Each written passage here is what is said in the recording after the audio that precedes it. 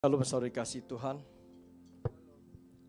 seberapa saudara yang di rumah-rumah, saya percaya kita sudah memuji, menyembah Tuhan.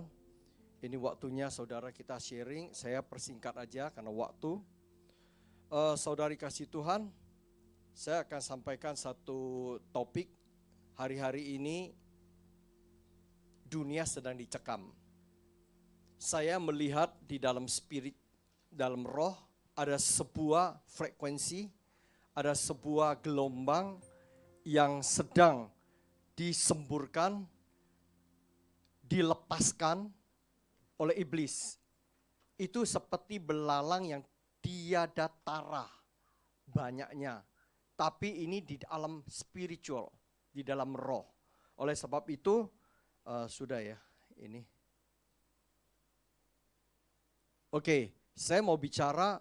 Iblis sedang bekerja di dalam benak otak saudara dan saya dan semua setiap umat manusia.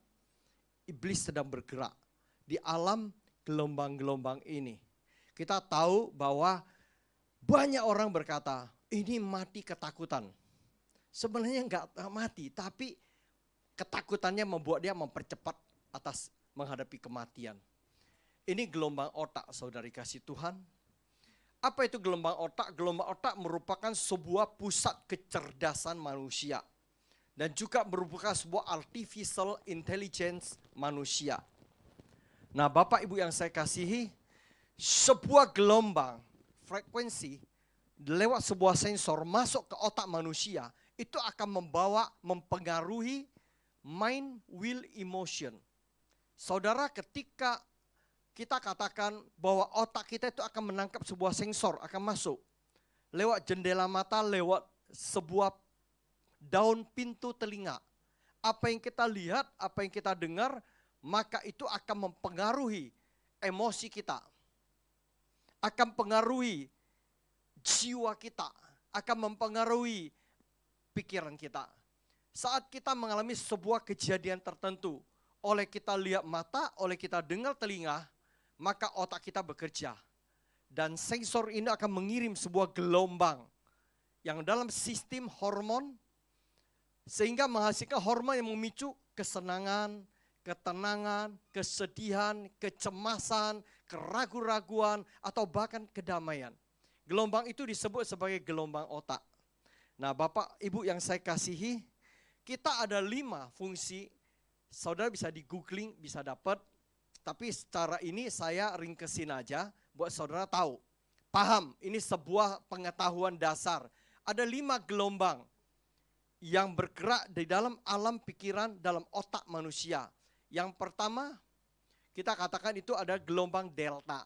Dia bermain dalam frekuensi sangat rendah. Apa itu gelombang delta? Itu adalah seseorang di alam sadar yang rendah. Antara dia tidur dalam sebuah dimensi yang sangat nyenyak. Sehingga kalau seorang tidur kita bangun dia mesti goncang-goncang kadang-kadang. Dalam dimensi sangat rendah kesadarannya.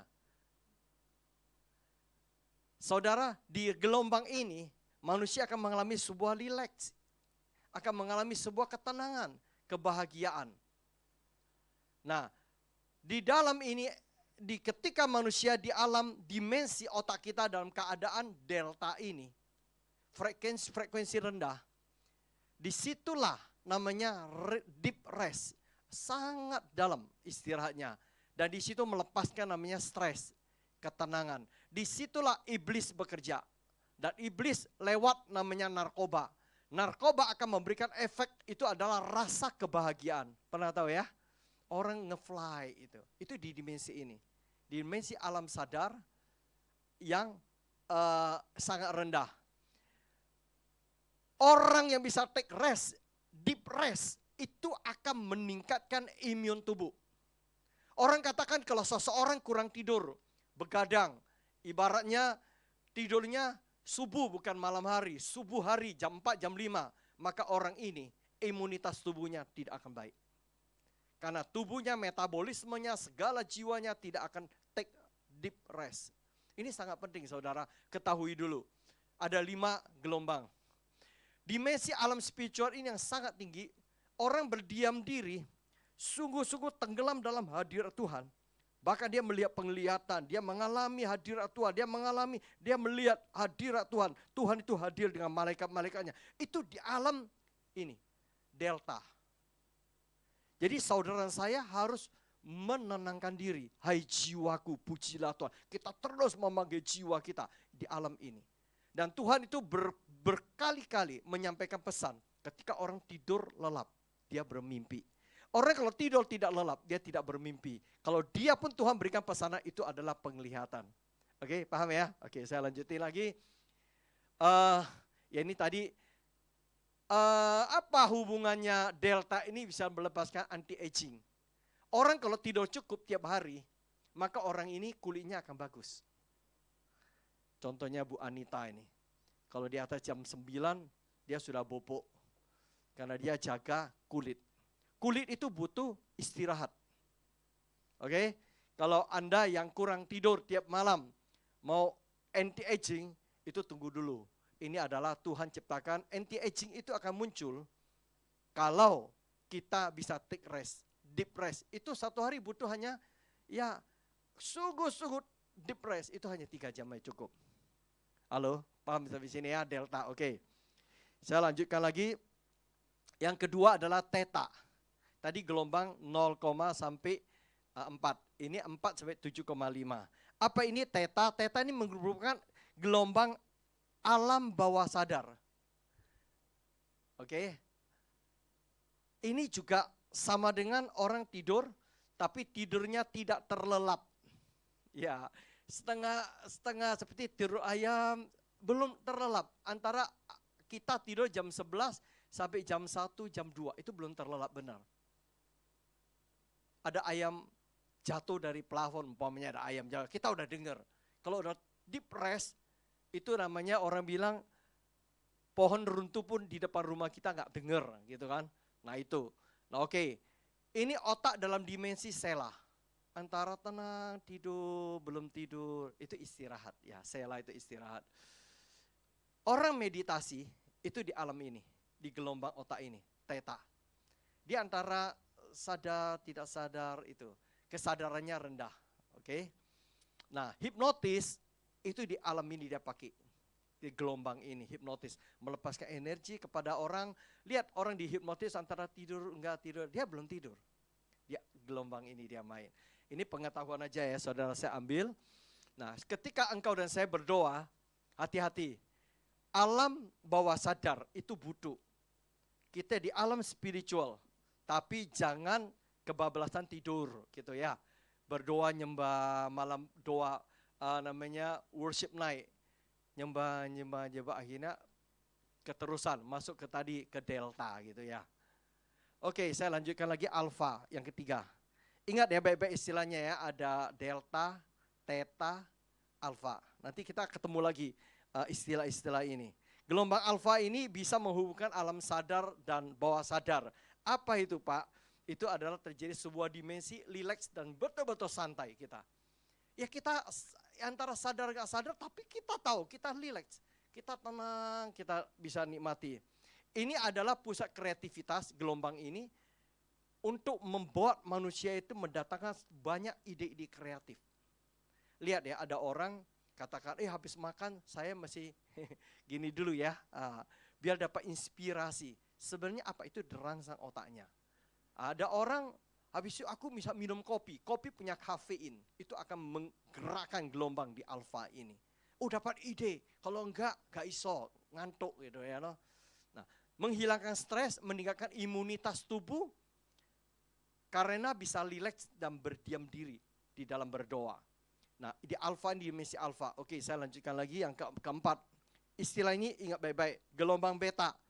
Manusia dalam keadaan sadar penuh. Hari ini, nah sekarang Anda duduk di sini, Anda otaknya dibawa di dalam beta. Kita bisa berpikir, rasio kita bekerja, kita bisa merekam segala sesuatu lihat jendela mata kita, rasio kita berjalan, semuanya keadaan normal, dan disitulah kita mengeluarkan namanya hormon kortisol dan norepinerin. Hormon ini membuat saudara saya bisa cepat cemas, marah, tertekan, depresi. Kenapa? Kita karena sadar, mata kita melihat, telinga kita mendengar. Itu adalah mata jendela kehidupan kita. Telinga mengenapa? Pintu kehidupan kita. Daun pintu. Maka ketika kembali lihat, telinga kita mendengar, masa reaksi sensor itu di alam ini, beta. Oke, yang kelima terakhir. Ini saudara tidak mudah. Ini adalah orang yang rasionya sangat tinggi. Dia tidak kompromi dengan apapun juga. Tidak terpengaruh apapun. Ini rasionya sangat tinggi. Kebenaran dirinya itu sangat tinggi. Mempengaruhi otaknya udah direkam. Semua informasi masuk langsung dia proses. Ini manusia mempunyai aktivitas otak cenderung di atas rata-rata. Ini tidak kaitan dengan IQ. Oke? Ini adalah orang logikanya sangat kuat. Dia tidak mudah digoyahkan oleh apa informasi yang dia tangkap. Dia langsung olah. Dia bisa counter. Nah, ini adalah gamma. Gelombang gamma ini bisa timbul saat depresi berat. Seseorang tertekan, itu dia akan timbul, pasakan otaknya itu bekerja keras. Nah, ini otaknya bekerja keras. Ini adalah sebuah hormon kortisol, dan norepinefrin. Ini ada di sini, oke? Ini juga ada, gamma menghasilkan kinerja yang optimal. Bisa memecahkan masalah, ini 5. Oke, saya lihatin lagi ini kesimpulannya. Saudara, tadi ini 5, kita lihatin. Delta, kita lihat delta paling rendah tadi. Lihat, frekuensinya pelan sekali. Dipanggil umpamanya Deyang tidur, mamanya panggil Deyang. Dia antara sadar, enggak, dia tidur. Sampai digoyang-goyang, belum Deyang sadar. Kalau Tuhan malah panggil Deyang, pakai Samuel. Nah, itu di delta. Oke, Theta ini agak pelan. Ini permainan hipnotis ada di sini. Antara tidur, setengah sadar. Alpha, ini Tuhan bekerja di sini, banyak berikan pesan di sini. Beta, Tuhan tidak bisa bicara sama kamu, karena logi kamu berjalan di sini. Oke, ada kalanya kenapa kita namanya berdiam diri. Berdiam diri Anda ada 3 ini. Di sini tidak, apalagi di sini. Orang nyembah Tuhan dengan logika, bukan roh dan kebenaran, tapi ini tidak bisa ketemu. Oke, paham ya? Ya, oke. Saya lanjutkan lagi. Saudara akan ketemu. Ini apa ini, saudara? Varian virus. Saudara lihat istilah nggak di sini?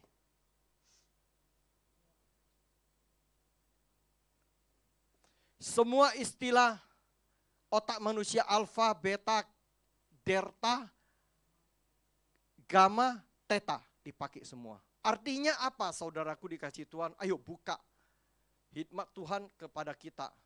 Virus COVID sedang menyerang otak manusia. Sedang menyerang pikiran kita. Paham ya?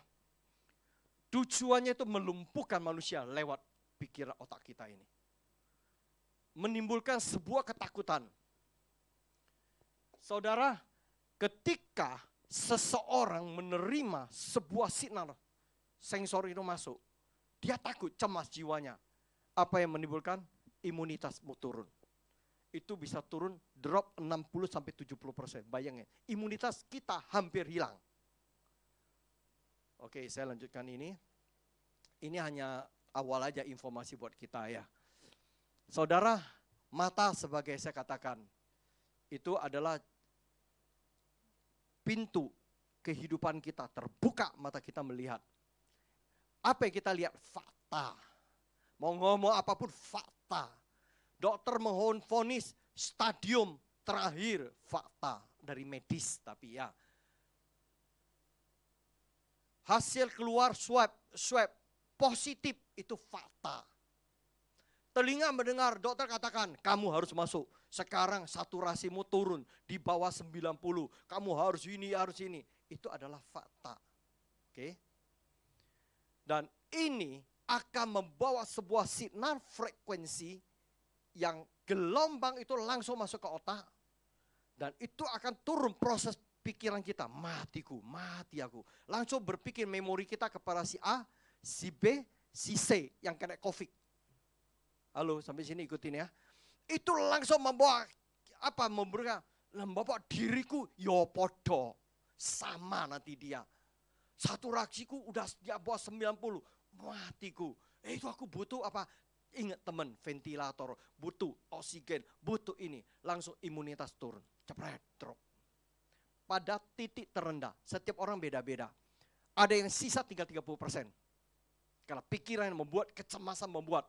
Ada yang turun tinggal 10% imunitasnya. Tadinya ada bagus. Langsung kalong, hilang. Bahkan defisit. Seolah-olah lihat warna merah ini. Sebelum engkau perang, engkau sudah mengibarkan bendera putih. Cari pertolongan. Cari ini, cari yang ini. Cari alternatif. Oke, sampai sini paham? Goliat ketika tampil di bangsa Israel menantang bangsa Israel untuk berperang. Goliat mewakili Filistin. Filistin berbicara mengenai musuh. Filistin berbicara tentang sesuatu yang di luar Tuhan. Itu datang, menantang. Itu mendatangkan sebuah kecemasan, kegentaran bagi bangsa Israel. Yang kedua, kita tahu peristiwa ketika Yesus berjalan di subuh pagi di atas gelombang air.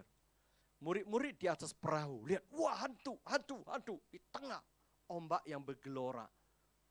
Yesus, bukan, ini adalah aku. Oh, Rabi. Petrus bilang, panggil aku, datang. Kamu, Tuhan, bisa jalan di atas air. Aku rindu seperti engkau jalan. Dia bilang, marilah. Ketika Petrus keluar kakinya di luar perahu, dia berjalan. Dimensi otaknya, frekuensinya itu disamakan dengan frekuensi dengan gelombang daripada perintah Tuhan. Marilah.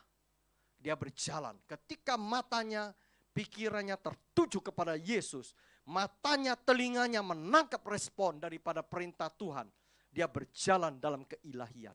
Di dalam dimensi kemustahilan.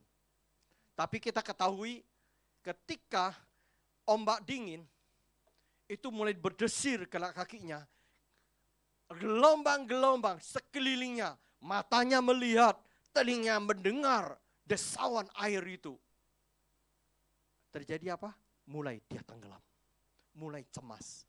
Karena frekuensi otaknya, sensor yang masuk ke dia, bukan perintah Tuhan, bukan firman Tuhan, bukan kebenaran itu, tetapi sesuatu keadaan dunia ini membuat dia drop sehingga dia hampir tenggelam. Oleh sebab dia berseru kepada Yesus, tolong aku Tuhan. Cuma perkataan itu. Kita lanjutin lagi. Ini terjadi dalam kehidupan saudara dan saya. Kita akan alamin contoh-contoh beberapa yang berapa hari ini saya lihat video siapin ya. Nah saudara, contoh, ini contoh aja ya. Hari-hari ini terjadi berbagai daerah. Coba dinyalain. Oke, saya nyalain ya. Oke, sorry.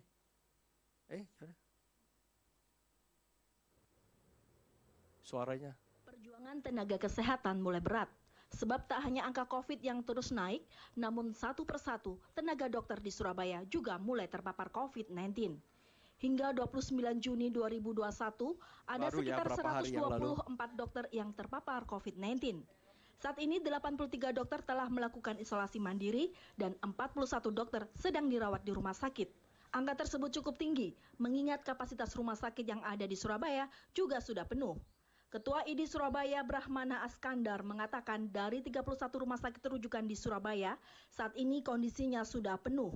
Sehingga jika ada pasien yang membutuhkan rawat inap di rumah sakit, mereka terpaksa harus menunggu di IGD terlebih dahulu. Jadi kondisinya di Surabaya, semua fasilitas kesehatan itu utilitasnya 100% utilitas. Artinya tidak mudah lagi untuk masyarakat atau bahkan dokter sakit pun tidak mudah lagi untuk mencari tempat perawatan. Per hari ini itu ada 124 dokter yang sedang terkonfirmasi positif. Jumlah yang tidak sedikit. Ini untuk Surabaya, yang khusus Surabaya saja. Yang kita harus antisipasi itu ketika tenaga dokter semakin banyak yang terpapar, maka kita menjadi tidak optimal dalam memberikan pelayanan kepada masyarakat. Hingga 28 Juni 2021 ada 528 pasien COVID-19 di Surabaya yang dirawat. Angka tersebut naik sekitar 7,5% dari hari sebelumnya, yaitu 491 pasien. Sedangkan total kumulatif konfirmasi positif COVID-19 di Surabaya sebanyak 25.252, naik 0,29% dari sebelumnya 25.179. Jumlah pasien COVID yang terus bertambah membuat rumah sakit rujukan positif COVID penuh. Para tenaga kesehatan juga makin dibebankan dengan tugas beratnya. Meski tak boleh mengeluh karena merupakan tanggung jawab profesi. Baik, apa yang reaksi saudara tangkap ketika contoh kita praktekkan? Waduh, ini lagi. Sekarang virus Delta yang menyerang Indonesia itu menyerang anak muda. Dan anak-anak sebelumnya sudah diserang. Ini tambah anak muda. Oke, dan non-komorbid itu kena dan dalam waktu cepat mati, tewas varian baru ini. Oke, ini kira-kira saya bawa saudara. Nah, ini rumah sakit William Booth. Ada 24 orang tenaga dokter. Sekarang tinggal 2+1. Yang lain mah terpapar semuanya. Dia minta bikin surat tanggal 28 Juni, terhitung efektif 29 hari ini kalau kamu pergi ke rumah sakit William Booth, sudah di-close, tidak terima pasien. Karena tidak ada tempat lagi. Tempat UGD pun untuk dokternya terpapar di situ. Dikatakan dokternya ada 15 orang, diantaranya dirawat di rumah sakit William Booth. Sisanya ada 2 orang di rumah sakit lapangan, sisanya isoman di rumah. Sekarang yang ada 2 PKWT dan 1 part-time. Tidak ada dokter. Ini mau bicara nakesnya, ini bicara dokter. Nah, saudara kasih Tuhan, hari ini berkembang. Saya dengar ada 200 lebih dokter terpapar. Mereka pakai APD, bisa nembus. Yang tidak bisa nembus dalam hidup saudara saya, itu adalah perlindungan Tuhan yang sejati. Apa yang engkau takuti, dikatakan Bu Ira, itu datang kepada engkau. Saya dengar teman-teman yang pakai 2 lapis, bahkan 3 lapis. Kena juga itu? Bisa nggak kamu 24 jam engkau tidak pakai? Pakai itu, enggak bisa. Di rumah ada pembantu, ada supir, ada orang luar, keluar masuk. Belanja, nyonya pergi, anak-anak keluar, enggak bisa. Dia bilang, aku kena be anakku, aku kena be nyonyaku, aku kena ini. Pokoknya itu menghantui. Nah, saya mau ajarin.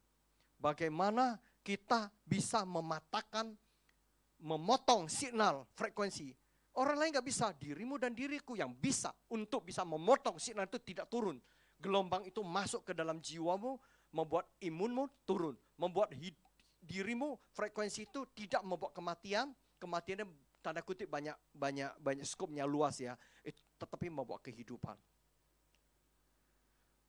Saudara, kita teladani tokoh-tokoh Alkitab. Saya tidak ada banyak waktu, saya bawa aja Daud. Ketika tadi Goliat menjadi ancaman bangsa Israel. Daud sama-sama dengan mereka melihat dengan mata, dengan keraksasaan. Ini kurang 1 SA. Keraksasaan dan keperkasaannya Goliat di depan. Sama-sama melihat, mata melihat, telinga mendengar. Bahwa dia ini bukan saja raksasa, tapi dia ini prajurit yang tangguh. Berperisai, tombak, dan baju cira, ketopong, itu beratnya sekian sikar. Itu ya katanya beratnya udah lebih dari 50 kilo beratnya itu. Nah saudara, apa yang menjadi respon Daud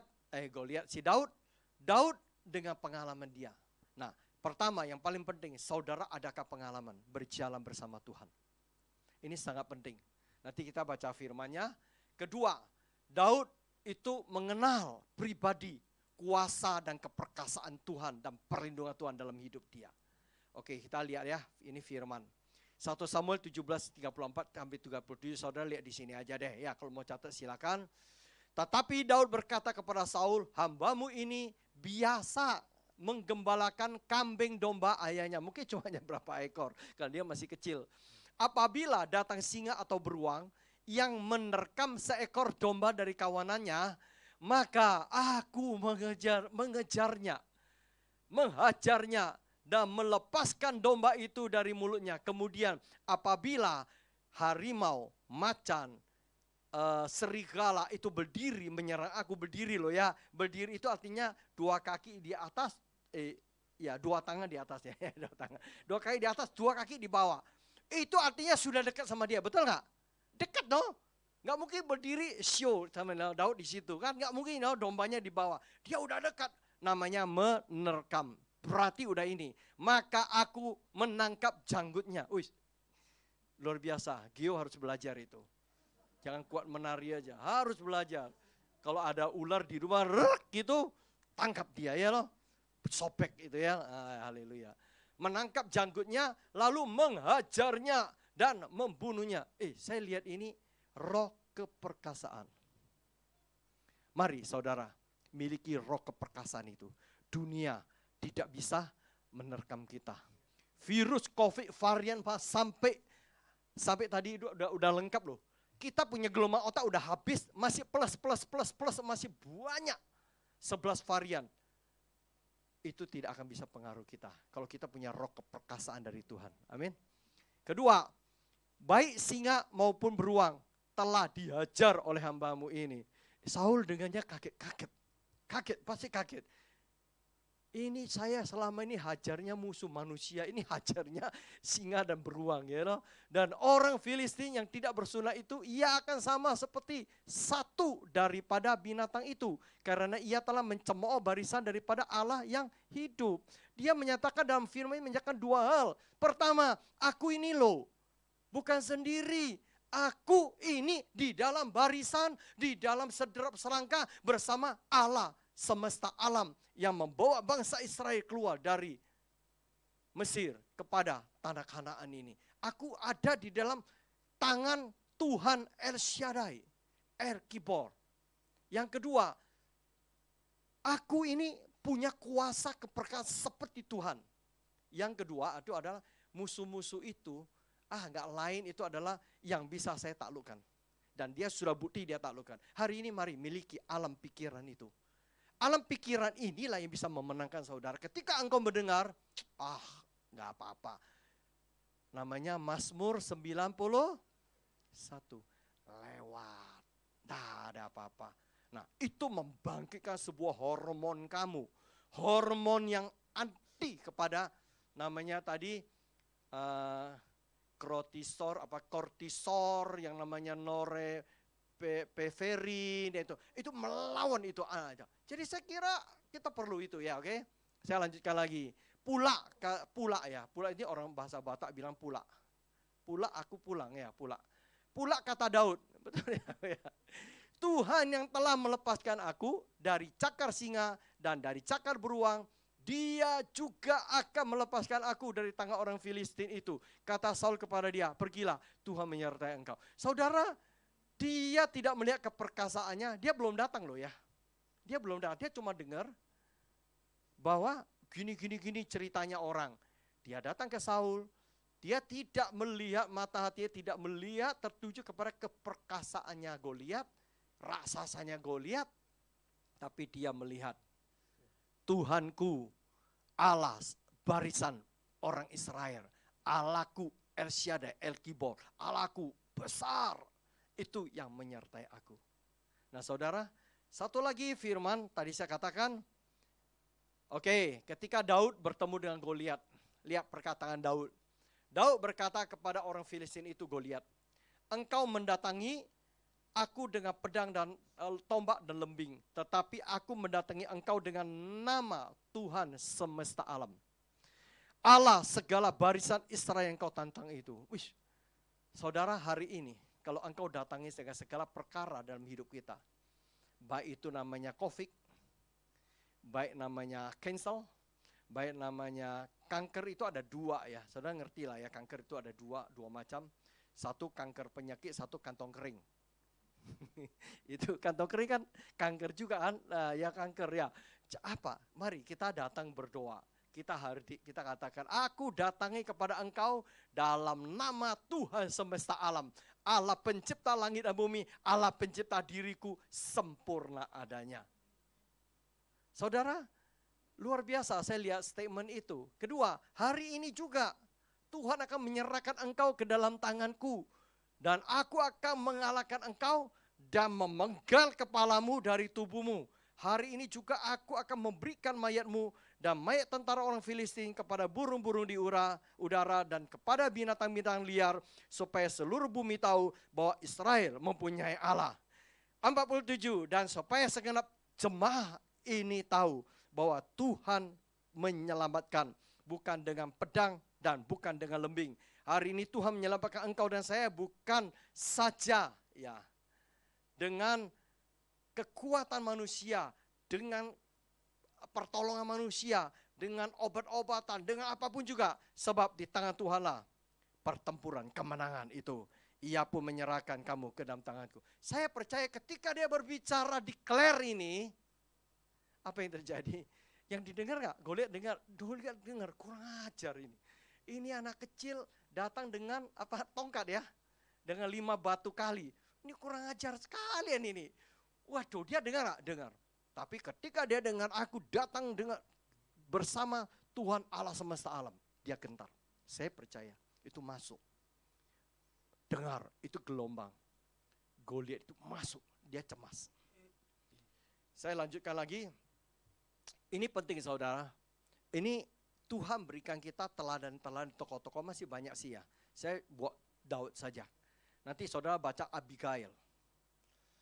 Di mana Daud datang kepada Abigail, kepada seluruhnya waktu pemotongan bulu domba suaminya.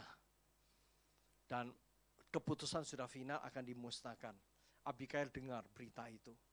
Tapi timbul sebuah dimensi frekuensi otak yang membawa dia kepada dari negatif kepada positif. Oke, masih ada hal-hal yang lainnya, hal tokoh-tokoh lainnya. Oke, saya sampaikan satu hal, mana ini enggak muncul. Oke, metode cara mematahkan signal ketakutan, kecemasan. Saudara saya butuh database di memori. Harus ada data memori.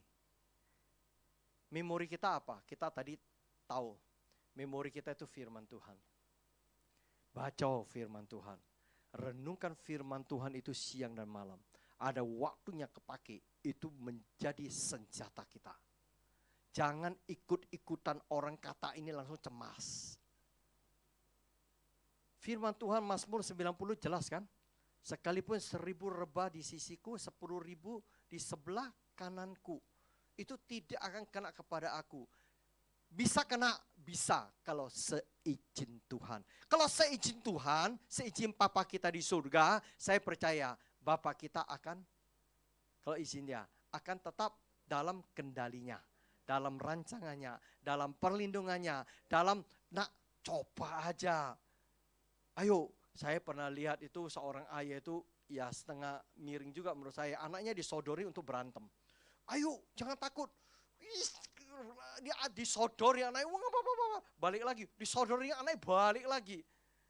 Tapi akhirnya satu hari anaknya itu berani, kuat untuk gak diganggu teman-temannya. Dia berani pukul temannya. Karena Papa ngajari dia untuk bertempur. Hari ini kalau Bapak kita di surga, izinkan kita untuk mengenal virus COVID yang berkecamuk. Bapak pasti berikan kita kemenangan pada akhirnya. Dengar saudara-saudara yang hari ini isoma, yang lagi live streaming. Jangan takut. Bapak di surga izinkan engkau mengenal virus ini. Bapak akan berikan engkau kekuatan untuk menanggulangi. Dan setelah itu iblis kecelek. Kenapa? Engkau dan saya sudah punya imunitas yang tinggi. Yang Tuhan berikan, Tuhan tanamkan. Bukan chip, tapi Tuhan tanamkan sebuah kekuatan ilahi. Jangan takut lagi, jangan paranoid. Ya, jangan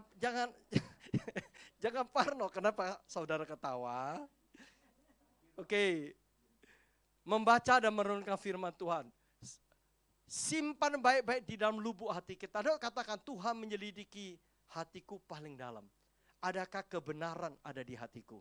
Seseorang dibenarkan, seorang saya dibenarkan lewat siapa? Lewat yang dibenarkan hatimu. Ada hatimu dan saya itu takut. Nanti saya katakan, takut itu tidak sempurna. Karena kasih Tuhan tidak sempurna. Takut itu dosa enggak? Nanti kita belajar ya. Oke, satu lagi. Deklarasi firman Tuhan. Janji Tuhan, deklarasi aja. Bapa engkau baik, firman-Mu berkata begini, begini. Bapa engkau jamin, firman-Mu berkatakan, engkau Jehovah Jireh, engkau akan memenuhi kebutuhanku, keperluanku menurut kekayaan dan kemuliaan dalam Kristus Yesus. Papaku yang mulia akan memuliakan aku sekalipun hari ini saya dihina, difitnah. Aku percaya Papa di surga mengasihi aku. Oke. Pengalaman hidup perlu saudara. Jangan saudara hari ini lewat pergumulan, Anda hari ini sedang nangis karena persoalan, angkat cengeng. Karena itu pengalaman hidup. Pergumulan, dan pergumulan itu mendatangkan sebuah iman yang teguh. Kita tahu namanya Yakub bergumul. Ketika dia katakan menang, sebenarnya diberikan kemenangan anugerah. Gak mungkin dia menang atas Tuhan. Tapi namanya diganti Israel, the beloved. Bapak Ibu sekalian, mari saudara kita lanjutin lagi ya. Firman Tuhan yang menjamin saudara saya lepas dari ketakutan. Apa firmannya? Yesaya 43 ayat 1 dan 3. Kita baca sama-sama 2, 3. Tetapi sekarang beginilah firman Tuhan yang menciptakan aku Wesley, yang membentuk aku Wesley. Janganlah takut sebab Tuhan telah menebus aku Wesley. Tuhan telah memanggil aku dengan namaku. Aku Wesley kepunyaan Tuhan. He redeemed me. Tuhan menebus aku. Aku punya Tuhan. Bukan punya dunia, bukan punya papa mama, bukan ini. Aku adalah orang yang diberikan jaminan meterai itu. Kedua, ayo kita baca lagi. 2, 3. Apabila aku menyeberangi melalui air, Tuhan akan menyertai aku. Atau melalui sungai-sungai, aku tidak akan dihanyutkan. Apabila aku berjalan melalui api, aku tidak akan dihanguskan. Dan nyala api tidak akan membakar aku. Ini bicara penyertaan yang sempurna dan perlindungan proteksi yang betul-betul nyata dan sempurna dari Tuhan. Ayo saudara, biar gelombang otak kita harus punya memori. Kamu harus hafal, harus ngerti. Apapun gak ada blank, ya celokok. Kalau datang musuh gak ada senjata, ya kan? Ya babak belur, mati dulu lah. Bukan salah Tuhan, salah awak dewe gitu ya. Ketiga, kita baca lagi 2, 3. Sebab akulah Tuhan Allahku yang maha kudus, Allah Israel, juru selamatku. Tuhan menebus aku dengan Mesir dan memberikan Ethiopia dan Sheba sebagai gantiku. Mesir bicara tentang dunia. Lanjut. Oleh karena aku berharga di mata Tuhan dan mulia, dan Tuhan ini mengasihi aku. Amin saudara. Contoh, ini juga contoh. Firman Tuhan banyak sekali. Ayo hafal, masuk dalam dimensi. Kita ada alam memori. Memori itu jangan dirusak oleh si iblis. Dengan frekuensi-frekuensi yang di dunia ini. Frekuensi ini menggema, tahu saudara. Nah, saudara saya, kenapa saya katakan bagi saudara yang punya kesukaan untuk bernyanyi, itu bagus sekali. Ketika aku bernyanyi, dancing my soul, my Savior God, to thee. How great thou art, how great thou art. Kalau kita nyanyi, kita masuk ke dalam gelombang tenang, teduh, masuk ke gelombang delta. Masuk ke gelombang namanya alfa. Tuhan disukakan. Getaran urapan Tuhan, hadirat Tuhan turun dalam hidup kita. Kalau engkau memuji Tuhan, pikiranmu ke sana sini, masuk ke tadi yang di alam-alam yang gama itu, wah ya enggak ketemu Tuhan. Kalau kamu serahkan total pikiranmu, serahkan jiwamu, saya percaya itu adalah declare dalam pujian penyembahan. Ku kan terbang tinggi bagai raja wali dan melayang tinggi dalam kemuliaannya. Meskipun engkau dan saya sedang lagi masalah, sedang tindih beban berat, tapi engkau nyanyi, ku kan terbang tinggi. Engkau sedang melawan apa yang dunia sedang menghimpit kita. Betul-betul imanmu timbul, Tuhan angkat engkau. Luputkan kita. Pertolongan Tuhan datang, pemulihan Tuhan datang. Amin. Bukan siapa-siapa, dirimu dan diriku. Oleh frekuensi gelombang itu yang membawa diri kita. Yes or no. Pilih kehidupan atau kematian. Firman Tuhan menjaminkan kita lepas dari kekhawatiran, kecemasan. Ada Alkitab ya. Kita baca ya. Ini 2-3. Damai sejahtera Allah yang melampaui segala akal akan memelihara hati dan pikiranku dalam Kristus Yesus. Jadi akhirnya saudara-saudara, semua yang benar, semua yang mulia, semua yang adil, semua yang suci, semua yang manis, semua yang sedap didengar, semua yang disebut kebajikan dan patut dipuji, pikirkanlah semuanya itu. Katakan amin. Saudara, ya ayat 8, kita tidak bisa kalau tidak ditolong Roh Kudus. Kita tidak bisa kalau tidak ada memori kebenaran firman. Halo, paham ya? Oke, saya lanjutin lagi. Firman Tuhan menjamin kita merdeka. Dari tadi kita dengar, kita merdeka, dimerdekakan. Ini merdeka, lepas dari ketakutan. Ayo Yohanes 8:32. Dan kamu akan mengetahui kebenaran, dan kebenaran itu akan memerdekakan. Siapa yang bisa memerdekakan kita? Kebenaran. Kebenaran itu siapa? Kun fayakun. Tuhan sudah menjadi daging, daging itu menjadi firman, firman itulah kebenaran. Oke? Yohanes 8:36. Jadi apabila anak itu memerdekakan kamu, kamu pun benar-benar merdeka. Itu bicara keyakinan iman. Banyak orang sudah dimerdekakan tapi masih merasakan terbelenggu. Orang bangsa Israel sudah keluar dari tanah perbudakan, sudah di tanah Kanaan. Tapi jiwa mereka, hati mereka masih ada seorang budak. Paham sampai sini ya? Seekor anak Raja Wali hidup dari kecil di tengah-tengah dari anak-anak ayam. Suatu hari karena dikurung, karena dilepas cuma begitu dia lupa untuk bawa jati dirinya. Ada seekor rajawi, dia bisa terbang, dia bisa perkasa di atas segala jenis unggas. Mari saudara, kita harus dimerdekakan oleh kebenaran firman. Freedom from fear. Itu hanya firman yang bisa merdekakan engkau. Bukan temanmu, bukan papa mamamu, bukan pendetamu, bukan gembala sidangmu, bukan suami istri, bukan. Tapi firman Tuhan. Ayo kita baca ini ya, 2-3. Supaya kita sungguh-sungguh merdeka. Kristus telah merdekakan kita. Karena itu berdirilah teguh dan jangan mau lagi dikenakan Apa itu perhambaan saudara? Kita bicara konteks sekarang. Perhambaan dulu itu budak ya. Sekarang ini apa? Perhambaan sekarang itu berbicara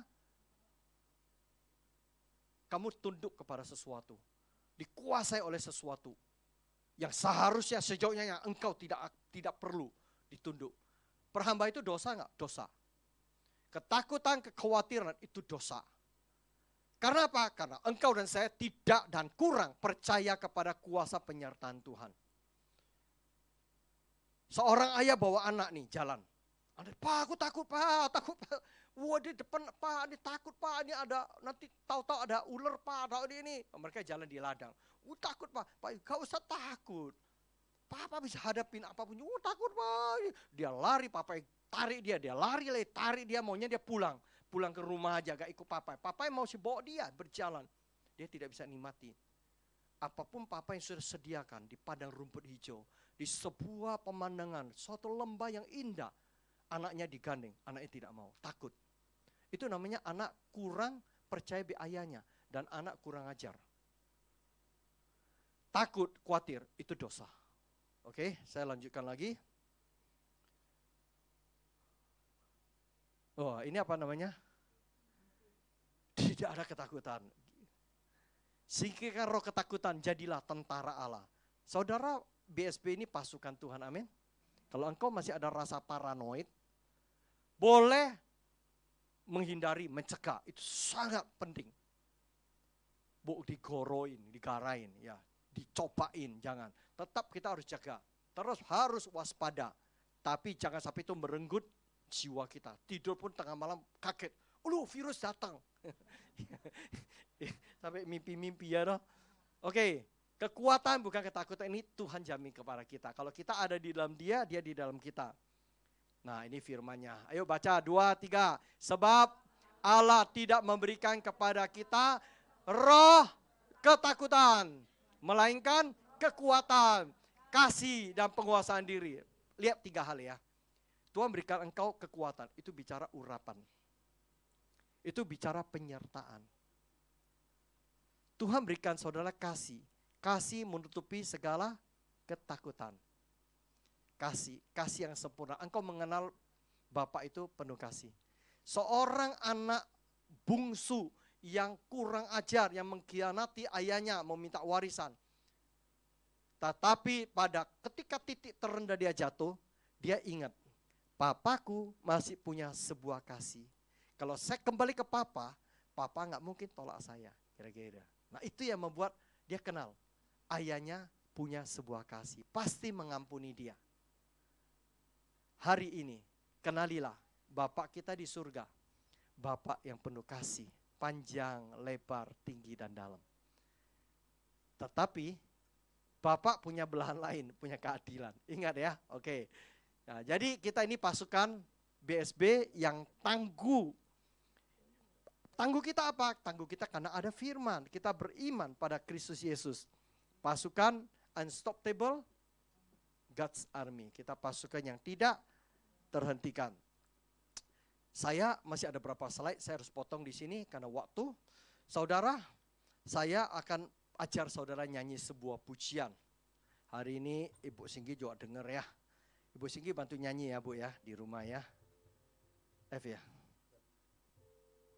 Saya coba saudara renungkan lagu ini dulu. Ini lagu pujian Mandarin. Sudah diterjemahkan di lagu di Ibrani. Saya gak bisa catat. Orang Yahudi suka sekali lagu ini. Udah diterjemahkan berbagai bahasa. Lagu ini katakan bunga-bunga di alam liar memakai pakaian yang indah.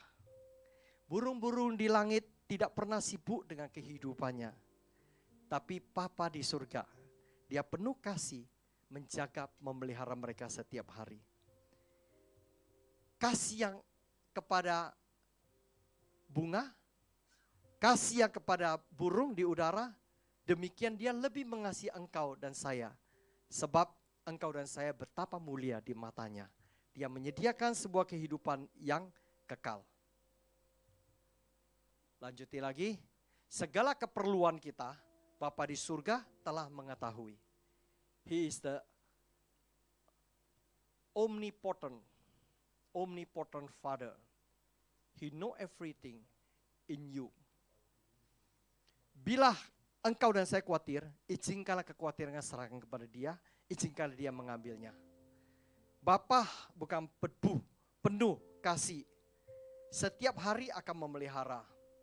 Dia Tuhan yang maha kuasa, diberkatilah orang yang percaya kepadanya.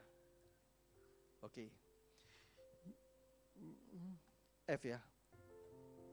野地的花穿着美丽的衣裳，天空的飞鸟从来不会生火吗？慈爱的天父天天都看顾，他更爱世上人，为他们预备永生的路。Sekali lagi， 野地的花穿着美丽的衣裳，天空的飞鸟从来不会生火吗？慈爱的天父天天都看顾，他更爱世上人，为他们预备永生的路。Mana hilang? Halo. Tech hilang mana? OK， 一切需要，天父都已经知道。若心中烦恼，让他为你除掉。慈爱的天父，天天都看顾。他是千年的主，信靠他人真正与有福。Sekali lagi， 一切需要，天父已经都知道。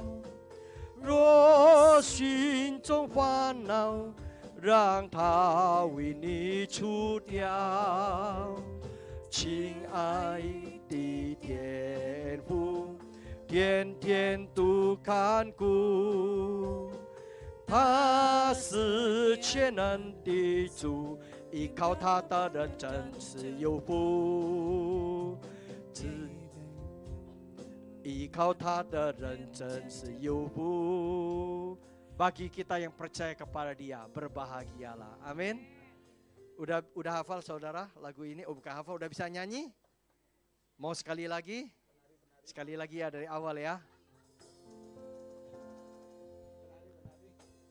Wah, nari. Loh kok hilang lagi ini ya? Ayo. Alah. Oke ya. Mau nari gimana ini ya? Koreografi gimana ini ya? Itu kerup ini misalnya.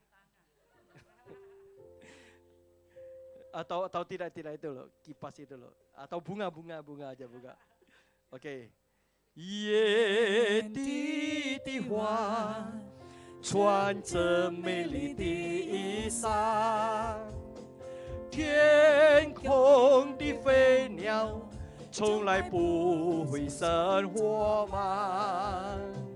慈爱的天父天天都看顾，他更爱世上人，为他们预备永生的路。野地的花穿着美丽的衣裳，天空的飞鸟从来不会生火忙。慈爱的天父天天都看顾，他更爱世上人，为他们预备永生的路。一切需要，天父已经都知道。若心中烦恼，让他为你除掉。慈爱的天父天天都看顾，他是全能的主，依靠他的人真是有福，依靠他的人真是有福，依靠他的人真是有福。Amin. Kita tundukkan kepala kita berdoa. Terima kasih Bapa. Kami merenungkan betapa kami selama ini ditipu. Betapa selama ini kita bodohin. Bapa yang sangat penuh kasih. Bapa yang menyediakan semua yang terbaik. Tetapi karena sebuah pikiran kami yang tidak kami kendalikan. Seperti api liar, seperti ular beludak. Itu masuk terus. Membuat menarik kita kepada sebuah kematian. Membawa hidup kita, iman kita dilemahkan. Apa yang menjadi Tuhan pintu, jendela mata kami.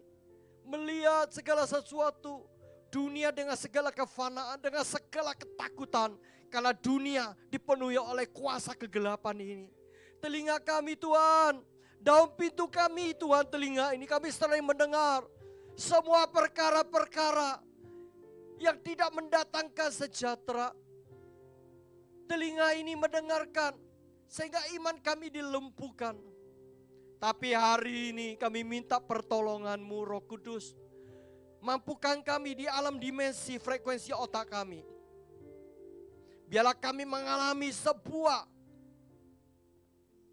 keilahian-Mu turun bekerja Tuhan. Mampukan kami Roh Kudus. Biarlah memori-memori pikiran kami diisi oleh kebenaran-kebenaran firman Tuhan yang memerdekakan kami. Kebenaran-kebenaran firman Tuhan yang melepaskan kekhawatiran kami. Kebenaran-kebenaran firman yang melepaskan ketakutan dalam hidup kami.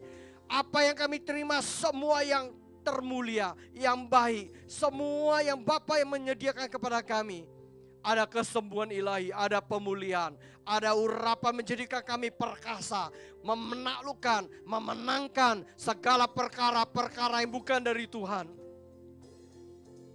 Sebagaimana pujian yang kami naikkan, burung di udara, bunga di padang, Tuhan pelihara, Tuhan dandani. Tuhan berikan mereka jubah yang baik. Tuhan menyediakan makanan buat burung-burung di udara. Bukankah kami adalah biji mata-Mu yang berharga? Kami lebih Tuhan, Engkau mulia karena Engkau kasih, Engkau sayangi. Terima kasih Bapa. Ampuni kami Tuhan, ampuni kami. Kami mau balikkan Tuhan. Ada sebuah dimensi keilahian kami mau masuk Tuhan. Kami tidak akan lihat dunia dengan segala kefanaannya. Kami tidak akan melihat dunia dengan segala keterpurukannya. Kami tidak akan melihat dunia dengan segala kecambuk daripada yang disemburkan iblis. Frekuensi-frekuensi pujian penyembahan, pengagungan kepada Tuhan, memuja-muja, mengeluh-elukan Tuhan kami yang Maha Kuasa, Maha El Shaddai, Allah El Kibor, Tuhan Jehovah Shammah yang menyertai hidup kami, menuntun kami. Ayah yang kami yang sangat baik, amat baik, sungguh baik, itu terus menyertai hidup kami. Terima kasih ya Bapa, kami ucap syukur hamba-Mu berhenti sampai sini. Mari Roh Kudus Engkau meteraikan. Engkau yang sendiri terus melanjutkan karya-Mu yang ajaib. Tidak ada pasukan yang dilumpuhkan. Tidak ada pasukan yang gagal. Tidak ada pasukan yang mati di medan tempur ini. Tapi kami adalah pasukan yang perkasa. Diurapi Tuhan. Pasukan yang tidak terhentikan oleh perkara apapun juga. Tuhan tolong kami, kuasai pikiran kami. Gelombang-gelombang otak kami, terus kami Tuhan mau dikendalikan oleh Roh Kudus. Kami serahkan free will kami, kebebasan kami Tuhan, campur tangan Tuhan. Pasahkan kehendak-Mu, pasahkan rencana-Mu, pasahkan Tuhan ide-ide-Mu yang terbaik. Terus mengambil alih pikiran kami, karena kami serahkan total hidup kami, tubuh, jiwa, roh kami dalam tangan kasih-Mu. Kami percaya Bapa yang merancangkan hidup setiap kami itu adalah indah pada waktunya. Rancangan dan rencana Tuhan itu adalah sempurna adanya. Kami serahkan Tuhan dalam tangan kasih-Mu. Engkau dengar iblis, engkau tidak punya hak, tidak punya daya, tidak punya apapun kuasa-Mu untuk menyentuh hidup kami. Kami sudah serahkan tubuh, jiwa, roh kami dalam tangan kasih kami Bapa di surga, dalam nama Tuhan Yesus. Roh Kudus yang terus menuntun kami. Biarlah kami ada di dalam tangan yang membawa kami kepada satu iman kepada iman. Dari sebuah kemenangan kepada kemenangan Tuhan yang berikan kepada kami. Kemenangan yang gilang gemilang. Terima kasih Bapa Surgawi. Terima kasih Tuhan, sebentar kami akan masuk di dalam perjamuan dengan tubuh dan darah-Mu. Bagi saudara-saudara di rumah, mari siapin roti dan anggur pada kamu yang ada. Hari-hari ini kita terus mau di dalam Dia, dan Yesus dengan kuasa kebangkitannya terus ada di dalam kita. Maka dunia ini tidak bisa menyentuh akan kita. Coba kita senantiasa ada di dalam Dia. Terima kasih ya Bapa. Ini tubuh dan darah-Mu. Kami tahu, kami angkat roti yang satu ini. Roti yang sungguh Tuhan merupakan sebuah gambaran. Ini adalah tubuh-Mu yang sudah dipecah-pecahkan, yang sudah mati disalib di atas kayu salib. Ini adalah gambaran cinta Bapa di surga mengaruniakan anaknya yang tunggal. Ini kasih yang abadi, kasih yang tidak berkesudahan, kasih yang berlimpah, kasih yang tidak menuntut persyaratan, kasih yang unconditional love. Ini kasih berikan kepada kami. Ketika kami makan roti ini, kami tahu kekuatan ilahi ada di dalam kami. Bagi saudara yang tepat ini, mari kita bangkit berdiri, kita angkat satu roti ini. Kita serahkan di hadapan Tuhan. Bapa, sekali lagi kami mau bersekutu dengan tubuh-Mu. Ini roti adalah roti biasa. Tapi di dalamnya kami sepakat. Inilah sebuah gambaran profetik. Ini cinta dari Tuhan yang masuk dalam hidup kami. Ini adalah sebuah covenant, perjanjian yang menyatu dengan kami. Ini roti menggambarkan inilah sebuah kasih yang terus tidak berkesudahan mengalir dalam hidup kami. Ketika kami menyatu dengan kasih-Mu, maka hidup kami punya kasih menyalur kepada orang lain. Terima kasih Tuhan. Saudaraku dikasih Tuhan, bukankah roti yang satu ini roti biasa, tapi di dalamnya kita imani. Bukankah ini tubuh Kristus yang dipecah-pecahkan buat engkau dan saya? Mari saudara makan dalam nama Yesus.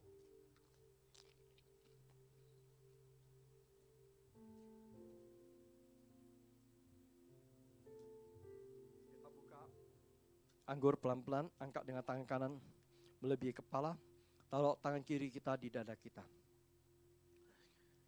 Engkau telah berkorban di atas kayu salib, terkucurlah darah-Mu, dan terkucurlah Tuhan darah di tengah-tengah bilur-bilur-Mu.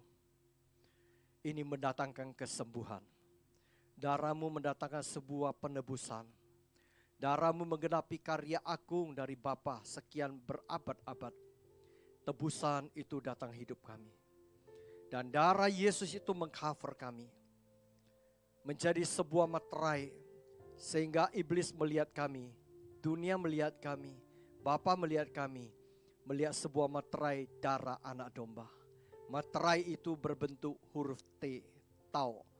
Tuhan, ketika kami bersekutu sekali lagi dengan darah-Mu. Kami ingat pengorbanan-Mu.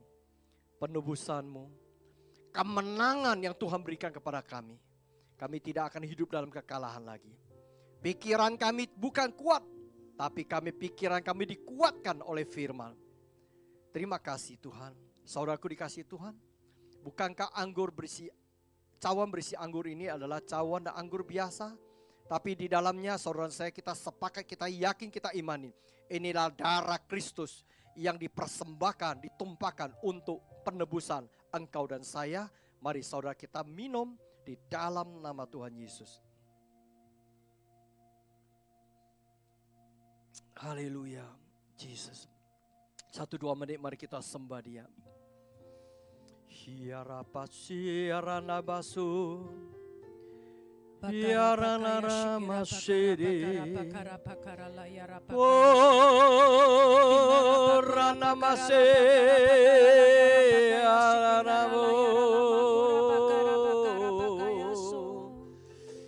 Shere arana masera.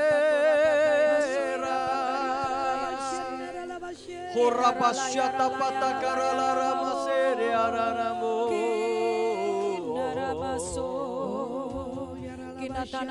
Menyenangkanmu, senangkanmu, hanya itu kerinduanku. Biarlah kami menjadi anak-anak yang mengenal pribadi-Mu, anak-anak yang mengenal kebenaran-Mu, anak-anak yang hidup dalam kemenangan sebagaimana Bapa rindu. Kami hidup dalam kemenangan. Kami hidup lebih daripada pemenang. Menyenangkanmu, senangkan hatimu, senangkanmu, hanya itu kerinduanku. Oh, menyenangkanmu, menyenangkanmu, senangkan hatimu, hanya itu kerinduanku. Menyenangkanmu. Engkau melihat setiap hati kami Tuhan. Engkau melihat setiap keadaan kami. Yes Lord. Hanya itu